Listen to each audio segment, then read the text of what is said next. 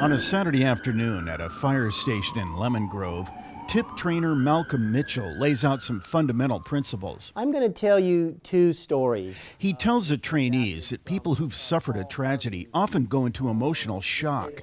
Mitchell talks about the time he was called to help a woman whose husband had killed himself. The man's body was lying downstairs when Mitchell arrived. And as I was talking to his wife, she said, and she knew the circumstance, she had found him, but she said, he is going to be so mad when he gets home. Mitchell says regardless of a survivor's emotional state, TIP volunteers are there to protect survivors from further injury. That includes preparing them for what they're about to see. The paramedics did everything they could, but there is a tube in your mom's mouth, and she's on the floor now. So I just want to let you know that that's what you're going to see. So Mitchell says sometimes survivors act impulsively. For example, they might want to follow an ambulance to the hospital when they're in no condition to drive.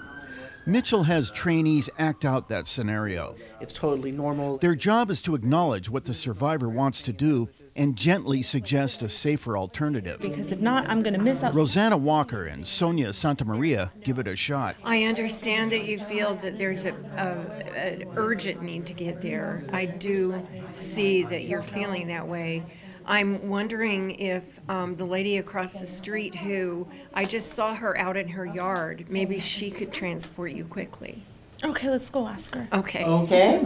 Oh, gone. In another exercise, Mitchell plays a grieving husband. Yes. As a tip volunteer, Santa Maria is supposed to lean in, lightly touch him, and make an emotional connection. And she was just so much fun. She was the light of my life. So it seems like she was such a good company to you and that you both bonded so well. Yeah, we really did. Thank you. That's beautiful to have. Yeah. This is Santa Maria's third day of training. She likes the idea of comforting someone who's hurting. Sometimes you just need to be there. That's what someone needs. Just someone there grieving with them or making them feel like they're in some level of normalcy when everything else doesn't feel normal. It's fraught with peril, to use the word I understand, because we don't totally understand how somebody's feeling. Mitchell got involved with TIP 12 years ago. He got a call one day from one of his employees. Her husband had just shot himself. And we really don't understand. Mitchell went to her home to lend a hand. He met a TIP volunteer at the scene.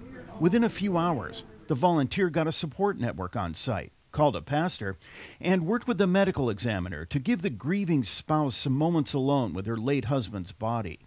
As Mitchell was leaving, he told the TIP volunteer that he didn't know how anyone could do what she had just done.